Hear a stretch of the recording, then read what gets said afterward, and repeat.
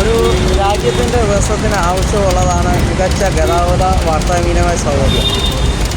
അങ്ങനെയുള്ള സൗകര്യമുള്ള രാജ്യം മൊത്തം വികസനത്തിലേക്ക് മുന്നോട്ട് പോകുന്നത്. ഞാനിപ്പോൾ സഞ്ചരിക്കുന്നത് മുംബൈ, ആഗ്ര, ഡൽഹി പഴയ നാഷണൽ ഹൈവേ 3 ഇന്ന് അത് നാഷണൽ എക്സ്പ്രസ് ഹൈവേ ആയിട്ട് ഉയർന്നു. ഈ റോഡിൻ്റെ അവസ്ഥ നിങ്ങളൊന്ന് കാണുമ്പോൾ എന്ത് വീതിയുള്ള, നല്ല വീതിയുള്ള, നല്ല ഭംഗിയുള്ള, ഹൈ സ്പീഡിൽ മാക്സിമം സ്പീഡിൽ യാത്ര ചെയ്യാൻ കഴിയുന്ന ഒരു നെറ്റ്വർക്ക് റോഡ് സിസ്റ്റമാണ്. സർവീസ് റോഡ് ഉൾപ്പെടെ എല്ലാം ഉണ്ട്. നടുക്ക് ഡിവൈഡറുകളൊക്കെ ഉണ്ട്. ഈ റോഡിനെ 5 വർഷങ്ങളോടെ ഈ റോഡ് ഇങ്ങനെ ആക്കിയത്. കാരണം ഒരു മികച്ച ഒരു ഭരണാധികാരിയുടെ കഴിവാണ് ഈ റോഡ് ഇങ്ങനെ ആയത്, അല്ലെങ്കിൽ ആക്കി മാറ്റിയത്. നിതിൻ ഗഡ്കരി എന്ന ഒരു മികച്ച റോഡ് മിനിസ്ട്രിയുടെ അണ്ടറിലാണ് ഈ റോഡ് ഇങ്ങനെ ആയത്.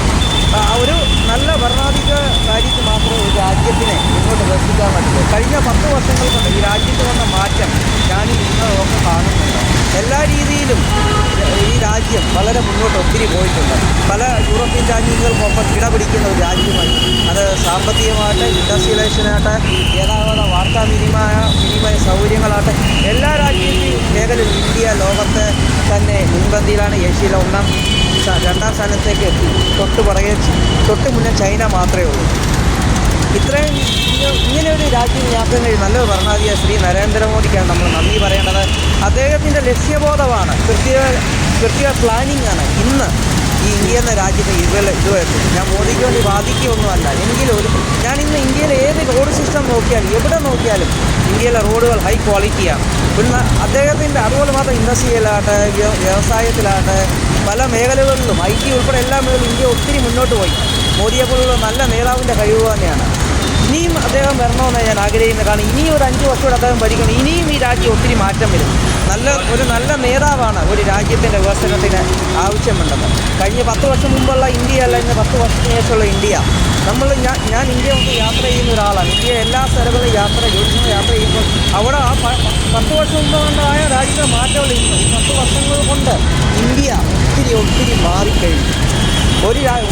മറ്റൊരു രാജ്യങ്ങൾക്ക് മുമ്പിൽ ഇന്ത്യക്ക് വലിയ സ്ഥാനം കിട്ടിയിട്ടുണ്ട്. എനിക്ക് ഒത്തിരി വിദേശികളും പരിചയമുള്ള സുഹൃത്തുക്കളൊക്കെ ഉണ്ട്.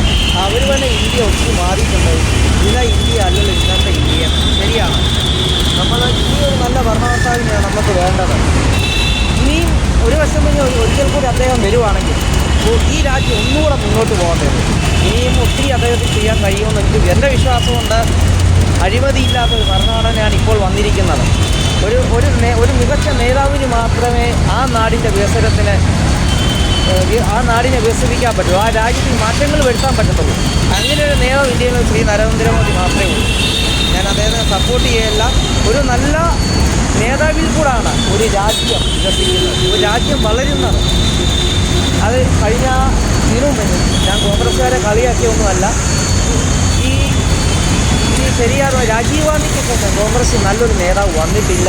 തമിഴ്നാടിയും കുതികാലുകെട്ടും സ്ഥാനവെപ്പും അഴിമതിയുമായിട്ടാണ്.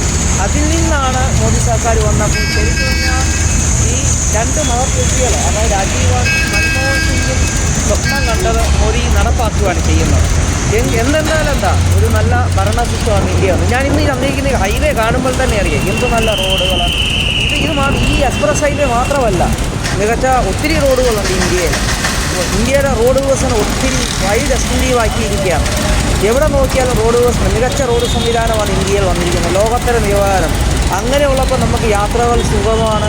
മാത്രമല്ല എത്രത്തോളം ആ റോഡ് വികസിക്കുന്ന ഏരിയകളും വികസിക്കുന്നു.